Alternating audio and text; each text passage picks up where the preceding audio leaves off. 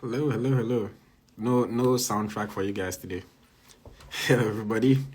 My name is AyoT, and this is Eagle Striker, the home of Nigerian footballers. We are live. Sorry, this is coming quite late, but we are live. Let's get into it. Portugal 4, Nigeria 0. I had to wrap up a couple things before joining you guys, but I want us to get into the conversation. What did you think of the match? I know a lot of people have been ranting in the comments. Let's hear your rants in person. Thank you, Awuni, Victor. I see you. Someone said, "Guy, go sleep." But yeah, what did you guys think of the game? I'd like to hear your thoughts, your comments. I obviously have some comments of my own as well that I'm going to share with you.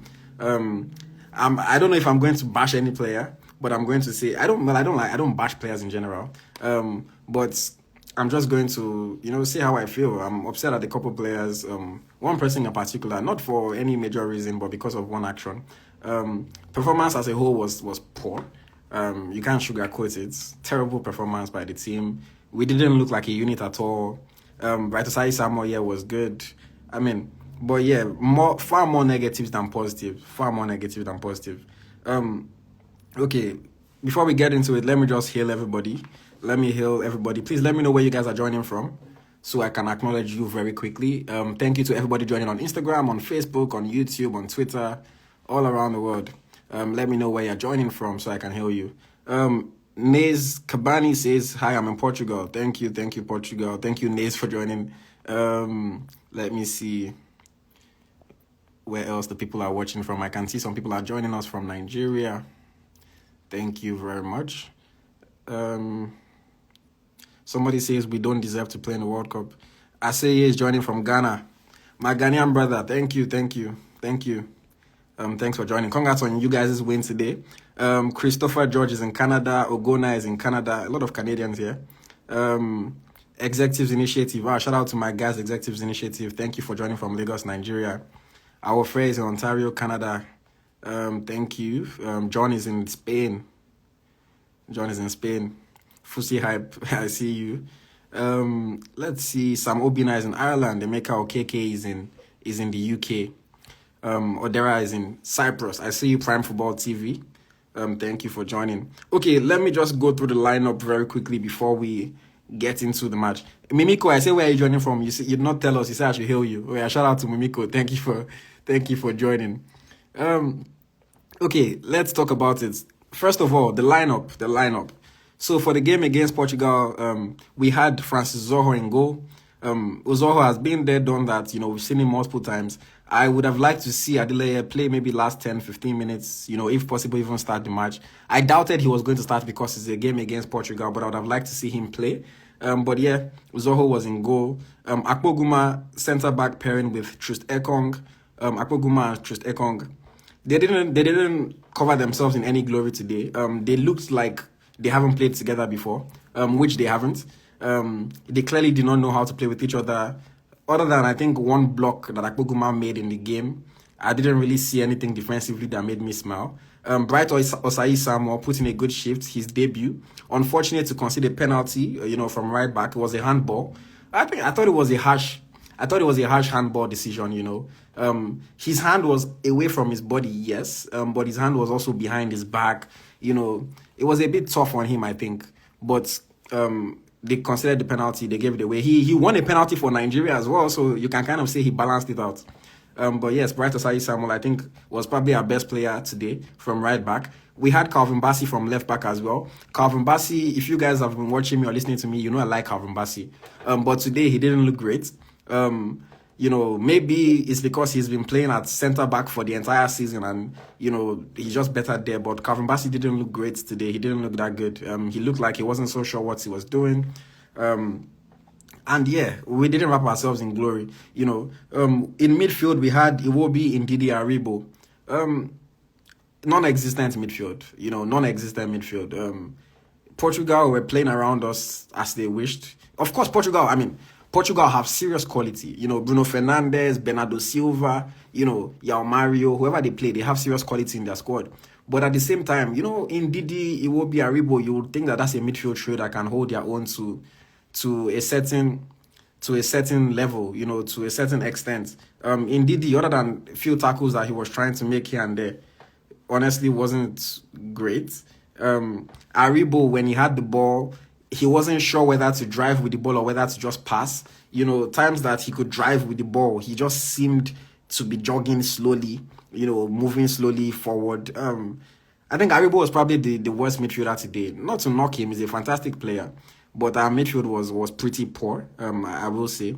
And then on the flanks, we had Ademola Lookman and we had Moses Simon. Lookman from the right, Simon from the left. Both players had bad games, if I'm being honest. Both players had bad games. Lookman was just worse. And it's unfortunate to say because I rate Lookman so highly. I rate Ademola Lookman so highly. I think he's a fantastic player. I think he's a fantastic talent. He's been doing so well for Atalanta this season. But today, he was poor. Honestly, he was barely in the game. Obviously, he was going to go off at some point. Simon wasn't so great, but Simon was at least more in the game. Simon was getting the ball, was getting to the final third and then making bad decisions. But Lookman could not even get into the game, in my opinion. Lookman had 16 touches in the entire game. He only played the first half, but he had only 16 touches. And I mean, you say he doesn't get service. I look at it like he's supposed to create something. I don't think that a winger is supposed to complain about getting service, honestly. But yeah, in my opinion, Lookman was worse than Simon today. Not that Simon was great either. And then in attack, the striker, we had Terry Murphy. Murphy was not in the game either. Played 58 minutes, had only 15 touches of the ball. Barely did anything, honestly. Barely did anything. He had only 11 passes in the whole game. I said 15 touches, he had 11 passes, completed 6 passes. Terry Murphy basically came to do cardio. He basically just went there to work out a little bit and to do cardio. Wasn't in the game. And obviously that's a knock on our midfield, that's a knock on our wingers, a knock on our supply, because we know Murphy is a fantastic striker. I have a video that I'm going to shoot and post on YouTube comparing Terry Murphy and Victor Osimhen, just their abilities, the way they play, everything. Murphy is a fantastic striker. He scores more often than he misses, but he didn't even get a chance today to do anything. So it was a really, really mediocre performance by the Super Eagles, I must say. Did we gain anything from this game? If I want to look for the silver lining, the positive from this game is probably that we know that we're not that good. And we know that we need to work harder. Maybe that's the only positive, because based on performance, there was nothing to write home about from the starting 11. The subs, at halftime, they brought on Chukwueze and Onyeka. And I'll give Chukwueze some credit. Chukwueze was the only Nigerian player that I think even won a free kick for us in any kind of good position. Chukwueze was fouled 2 times in the match, and he was the most fouled player, in fact, between both teams, because we were also not tackling Portugal. And he was fouled 2 times. He was the most fouled player in the game. Chukwueze was the first person to force a save from Rui Patricio. So I would say if you want to give anybody some kind of credit, you give to Chukwueze. He had 28 touches of the ball, completed 2 dribbles, But yeah, he brought some kind of spark. But other than that, nothing to write him about. Frank Onyeka came on, didn't do much, no successful dribble. He had 2 forward passes in the entire match, committed 2 fouls, that was pretty much it. 1 interception, nothing really to be excited about. I don't even know what to talk about when it comes to the players' performances today. Etebo, I criticized this call-up in the first place. I don't know why Etebo was in this team, other than based on, say, he's a senior man. And again, sometimes when I say these things, some players take offense to it, or maybe somebody will be recording live and send to the player and say, see how Eagle Striker is bashing you. But at the same time, if we're being honest with ourselves, which a lot of people don't like to be, but if we're being honest with ourselves, we all know that Etebo did not deserve to be in the squad. Etebo has played, all of 6 matches this season after being injured for the last 2 years. And even when he was fit, he wasn't doing anything great. All respect to Etebo, he's been a good servant for the Super Eagles, but struggled at Watford, struggled at Getafe, and then somehow gets a call-up because of 5 matches in Aris. Crazy decision by the NFF. I don't even know why he played today, frankly. 23 touches in the entire 21 minutes that he played, committed a foul. All our players were just committing fouls and not producing anything going forward. He was accurate in his passes, I will say that, but he was playing very, very short passes. I don't know. Etebo was just a passenger in the game today, as far as I'm concerned. Paul Onuachu, we know him, top goal scorer in Genk. Fantastic striker. I said it before that I think he's underrated. A lot of people don't give him credit for how much he can actually play football. I thought Onuachu did a decent job, okay job, holding the ball up, trying to bring people into play. He had one half chance in the second half. He had one half chance. Oh yeah, you guys just reminded me. Etebo nearly scored on goal. Yes, that's true. He wasn't looking at where he was passing to, and he just passed it, almost into the net. So who had to run and save it. I forgot about that. But yes, that actually happened. But yeah, Paul Onuachu had one half chance that I thought he could have done better with. He was rushing a little bit, but yeah, nothing to write home about for Paul Onuachu as well. And then the last sub, the person that I was waiting for him to come last because I'm going to lambast him just a little bit, Emmanuel Dennis. Emmanuel Dennis doesn't cover himself in any glory at all. Didn't try today. I don't like to speak negative about Nigerian players. If you guys know me, you would know this already. But man, Dennis today, like, people already think that you're not a team player. People already think that you're arrogant. People already think that you're selfish. Then you just like show it in one swift move. You just show everything that people already think. I was like, what? We win a penalty. First of all, Bright Osai Samuel worked hard to win the penalty. Bright Osai Samuel, won the penalty.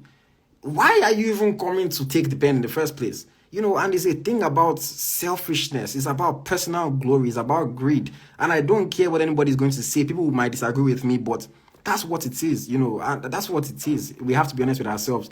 How do we win a penalty and then you run and grab the ball when you know that you're not a designated penalty taker?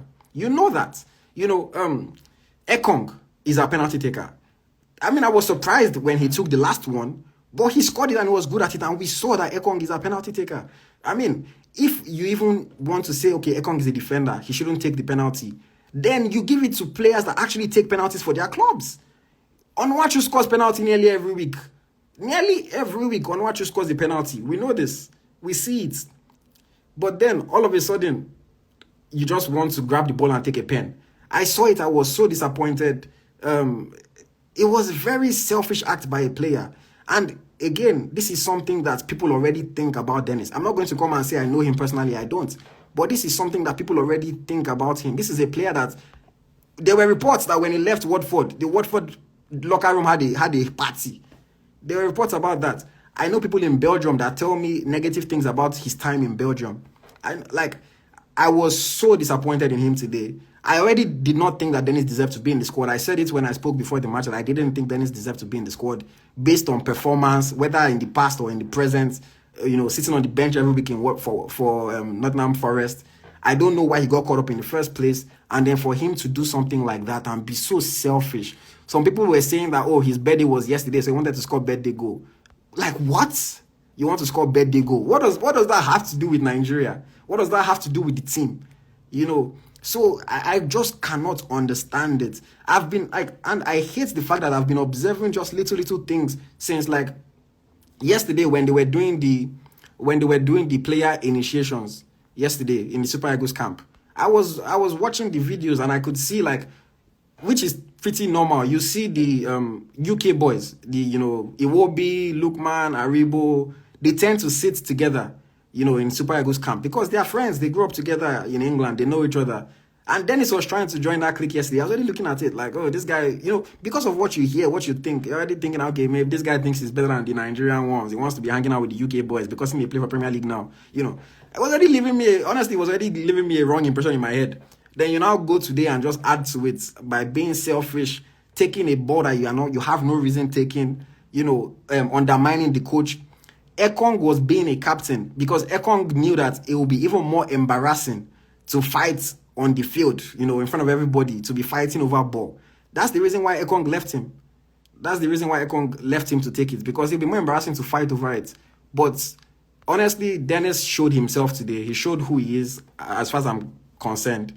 And I'm not going to say that he shouldn't get caught up again because that's not how it works. But I will say that we don't need selfish players in our team. We don't. We're already playing as a group of individuals. We need to become a team. And if somebody is going to do that, I'm sure he knows that he has messed up to the big time. But knowing the kind of person that Dennis is, he'll probably say he doesn't care. He doesn't care what anybody says. He doesn't care what I'm saying. My comments won't move him because who is Ego Striker, who is AyoT. But at the same time, I think it's a very, very bad thing for him to have done. I'm not going to just generalize and speak on other things that I'm not sure of. But what I saw today, no. Very disappointing move by Dennis. Even if he scored, it would have been disappointing. But for you to miss, that's the reason why I'm bashing you like this right now. Somebody said he has British accent, that's why. That British accent that is not sure whether it's British or it's Nigerian, it's American. I beg. I don't know why people cannot, I've been in Canada for over 10 years, bro. I'm still speaking like a Nigerian, because that's how it works. You don't just move to the UK and all of a sudden pick up a British accent. But I won't even get into all of that. But yeah, very, very unfortunate that he forced his way to take that penalty and he missed. And then let's talk about the coach. I think our coach was not coaching today. I think he wasn't coaching today. I think he was like us. He was also watching the match, just like the rest of us.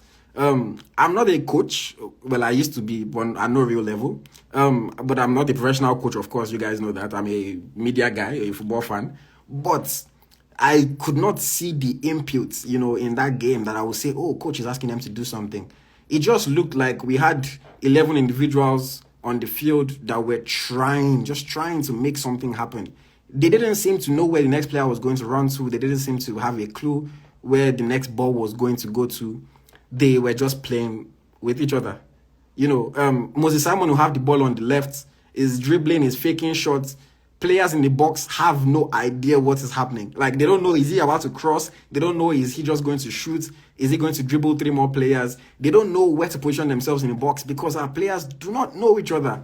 And I know it's not easy for national team coaches, you have these boys for 3 days and you have to prepare them for a match. I completely get that. It's not easy. But at the same time, I don't even know, is our coaching. And I always say something here. One thing that annoys me so much, honestly, and this is just a personal thing, has no effect on coaching. One thing that annoys me so much is we're losing a match, or we're losing by 2 in 30 minutes today. We're losing a match, and then the camera pans towards the coach. You just see the coach just folding his arms, just standing there.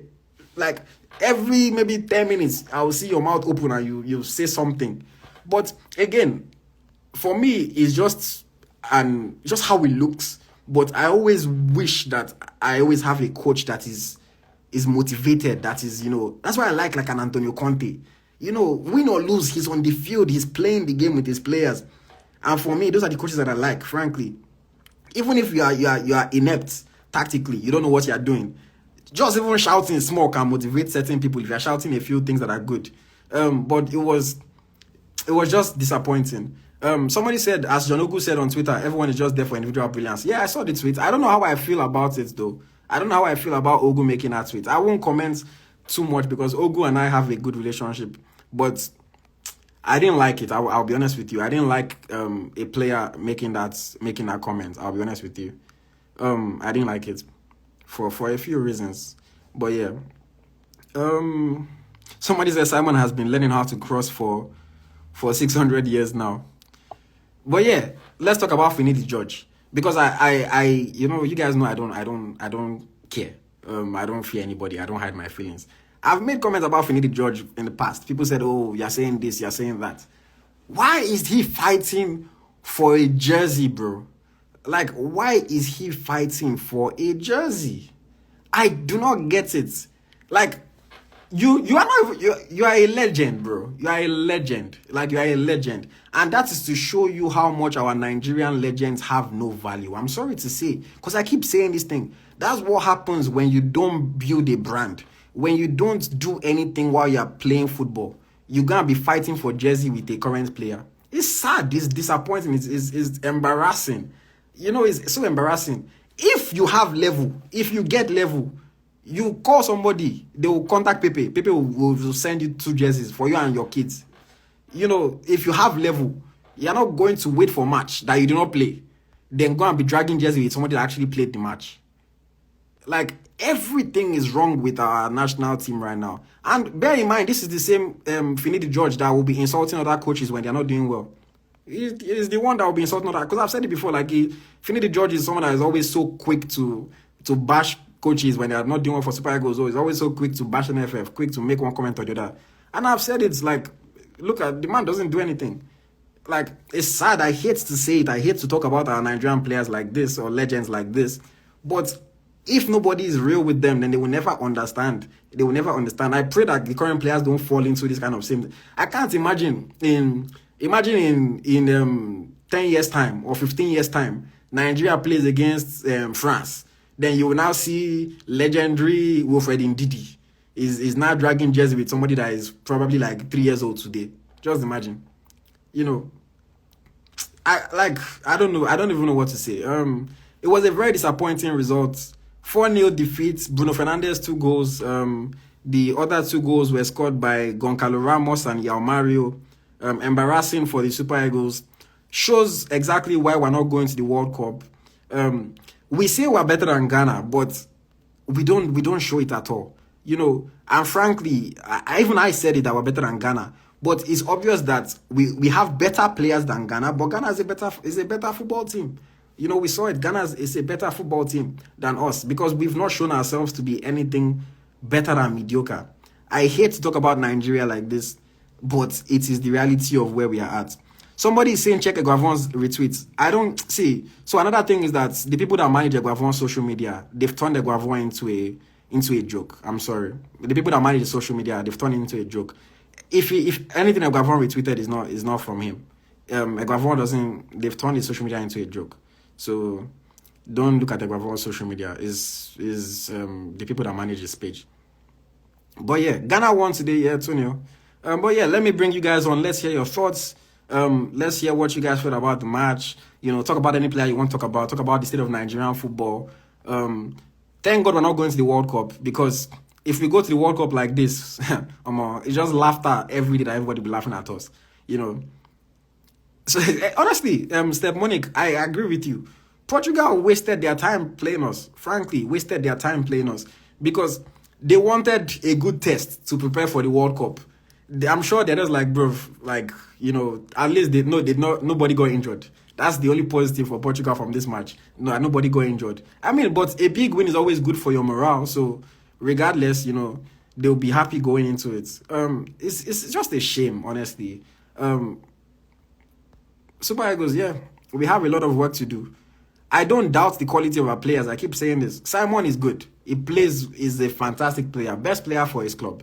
Onuachu, best striker in Belgium. Murphy, best striker in Belgium after Mbappe and Neymar. Bassi, fantastic player.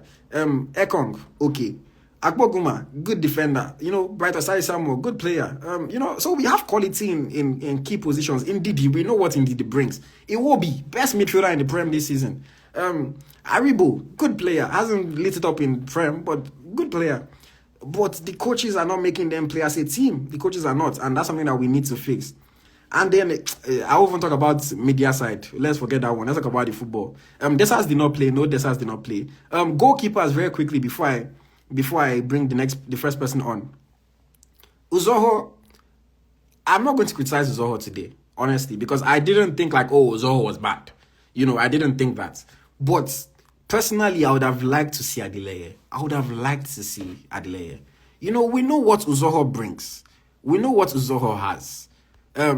Uzoho is an average goalkeeper, with all due respect to him. I mean, we don't have fantastic goalkeepers in Nigeria. We know that. But we have this young goalkeeper, Adeleye. It's not even that young, he's 23, who is doing well in Israel. Israel is better than Cyprus. So whether you want to say, level of competition, Israel is better than Cyprus. Give him a chance. Give him a chance. That's all I ask. I'm not saying make him the number one keeper. Give him a chance. Like, Uzoho is second choice for his club in Cyprus. Adeleye is first choice for his club in Israel. Give the guy a chance, man. Give the guy a chance. I don't know what he has to. I don't know who he has to settle. I don't know who he has to beg. But don't just like there's. I mean, I know some players. Some players like just getting called up and they're excited because he adds a little bit to their market value. But I'm sure the boy wants to play. Like, okay, he has gotten called up 3 times now. He has not. He has played maybe 10 minutes. What's that? Give him a chance. I didn't expect him to start because it's Portugal. I was saying, okay, coach will probably say he wants to play someone that has more experience. Uzoho has played at the World Cup. Uzoho, has played for Nigeria a lot of times. He's used to the pressure. I understand him starting. But at halftime, we're losing 2-0. Bring on your other goalkeeper. Let him get a chance. I mean, I wasn't expecting Maduka to play. Maduka has only played 1 match this season, so I understand that. But Adeleye, he's the best performing goalkeeper we have right now, and he did not get to play. And it's a bit disappointing. We're not going to play another match until next year, when it's time for AFCON qualifiers, I think. Is it when we're playing AFCON qualifiers that we now want to be trying out a new goalkeeper? That's the problem. And then people will say, because if you call for a new goalkeeper then, people will tell you it doesn't make sense. How we bring someone that has not played for us before to come and play in an AFCON qualifier? And it to be a good explanation, to be a good reason. So why not play him in this dead rubber friendly? This friendly that is just a match to prepare Portugal for the World Cup. Why not play him? I don't get it. I already criticized selection when it happened. They don't call players based on merit. That's why we saw them Dennis in the squad. That's why we saw Etebo in the squad. That's why we saw Beduru in the squad. Because we don't call players based on merit. And then the players that are deserving of getting a chance, that are actually in the squad, just sit on the bench the entire time. So disappointing. So disappointing. I mean, all in all, we lost 4-0. We can rant, we can say whatever we want to say. But there's a lot of work that needs to be done for the Super Eagles to even become, some kind of decent team.